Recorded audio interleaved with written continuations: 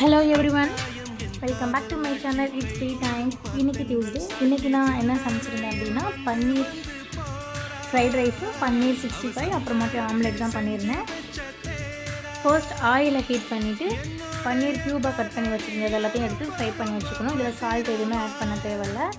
நல்லா ஃப்ரை பண்ணி தனியாக ஒரு பிளேட்டில் எடுத்து மாற்றி வச்சுருக்குது. நெக்ஸ்ட்டு சிக்கனுக்கு ப்ரிப்பேர் பண்ணுற மாதிரியே பன்னீரை போட்டு வச்சுட்டு இருந்ததை கொஞ்சமாக சால்ட்டு, அப்புறம் கார்ன்ஃப்ளவர், அப்புறம் அரிசி மாவு இது எல்லாத்தையும் போட்டு பரட்டிட்டு அதையும் ஆயிலில் போட்டு எடுத்து வச்சுக்கணும். 65 ரெடி.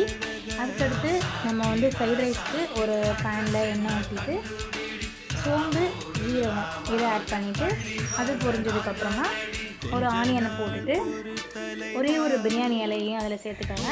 அதை வதக்கி விட்டுட்டு அதுக்கப்புறமா தக்காளி அதை வதக்கிடுங்க. அதுக்கப்புறமா கருவேப்பிலையும் புதினாவும் குட்டி குட்டியாக கட் பண்ணி சேர்த்துக்கோங்க. அப்புறம் ஒரு பச்சை மிளகாய், அப்புறம் இஞ்சி பூண்டு பேஸ்ட் ஒரு ஸ்பூன் மட்டும் ஆட் பண்ணிவிட்டு நல்லா வதக்கி விட்டுக்கோங்க. அது குலைவாகிற ஸ்டேஜ் வர்றதுக்கு முன்னாடியே மல்லித்தூள், மஞ்சள் தூள், கரம் மசாலா, அப்புறம் சில்லி பவுடர் எல்லாத்தையும் ஆட் பண்ணிவிட்டு ஃபைனலாக நம்ம ஃப்ரை பண்ணி வச்சுருந்த பன்னீரையும் ஆட் பண்ணிவிட்டு ரைஸை போட்டு மிக்ஸ் பண்ணிடுங்க. அவ்வளோதான், ஃப்ரைட் ரைஸ் ரெடி ஆகிடும்.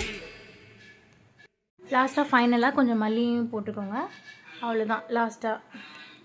ஓகே, நெக்ஸ்ட் வீடியோவில் பார்க்கலாம். டாடா, பாய்.